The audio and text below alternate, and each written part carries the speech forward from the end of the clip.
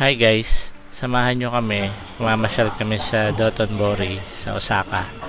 Sasakay muna kami ng train papunta sa Namba Station. Pagdating namin ng Namba Station, umakyat kami ng mataas na hagdan. Hindi namin nahanap yung escalator at elevator na pataas yan, so no choice kami kundi maglakad at umakyat ng hagdan. At ayan, kawawa naman si Myla. Napapagod na, kakaalis pa lang namin. Nagkakamali sila ng spelling.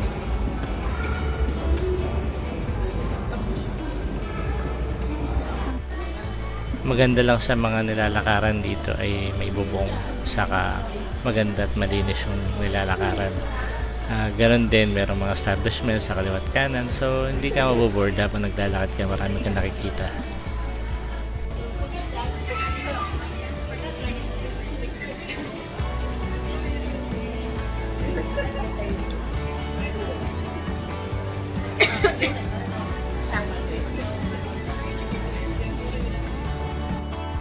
Ayan, nakarating na kami ng Dotonbori. At ang first stop namin ay ang Starbucks. Actually, si Lucky at si Sarah lang. Gusto ni Lucky'ng bumili ng drinks at si Sarah naman ay namamalagta ng mga Starbucks na cards. Ang pupuntahan namin ngayon ay ang Food Street kasi nung last time kami dito sa Dotonbori, hindi ito masyadong na-explore. Hindi namin natikman yung mga gusto namin tikman, kaya dito kami ngayon maglalakad-lakad. Yan. So dito merong big monitor sa taas, tas may camera din, kita mo yung mga makita mo kayo sa kayo mga tao mga naglalakad, and you can take pictures and video of yourselves. Tapos yan, may malaking crab, gustong tikman ni Myla, so yan, masarap naman daw. Yum!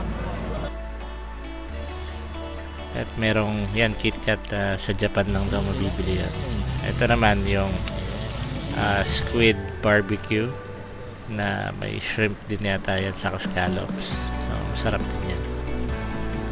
Sarap.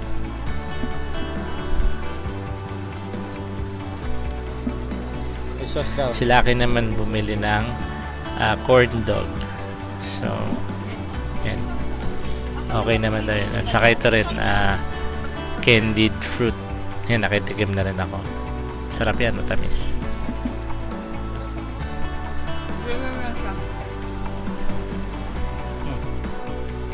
Ito, hindi to totoong beer. Fake yan.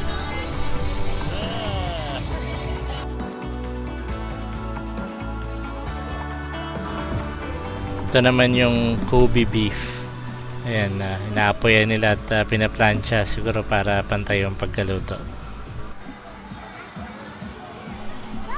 Actually masarap to, Kobe beef. Medyo mahal lang kaya share lang kami.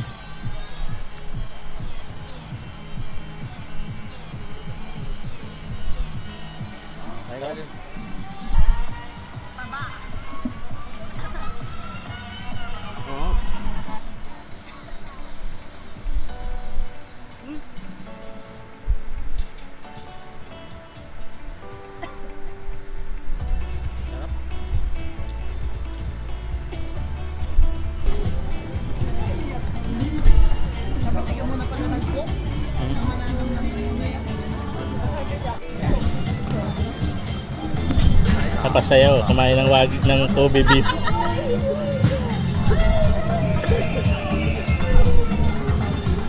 Yan, so walang pakialamanan dyan kahit sumayaw-sayaw ka. Oh, proud na proud yung anak. sabi ng anak, go na tayo, go na daw. Muntik nang ikahiya ni Bruce. Yan, so marami pang mga pwedeng kainan dito. Ito, kanya-kanyang gimmick din yung mga kainan. Ito naman yung sikat na takoyakihan nila dito, pero para sa akin mas masarap pa rin ang Nitsuga. Ito naman yung sushi train, and pwede kang umorder ng mga sushi. Pwede ka nang kumuha dyan sa mga umaandar. or pwede ka rin umorder yan sa tablet. Order. Yan na. Order na orders. Ang mga servings nila dito ay kailan ilang peraso lang, parang patikim lang, no?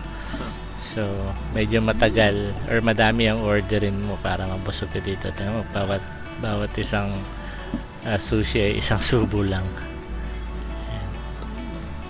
Actually, itong pagpunta namin sa Dotonbori ay day 8 ng aming Japan trip, and last day namin sa Osaka. Kinabukasan, babiyahin na kami papuntang Tokyo and then Yokohama. So, kaya sinusulit na namin ang last day namin. Yung mga hindi namin na-try last time ay tinatry namin.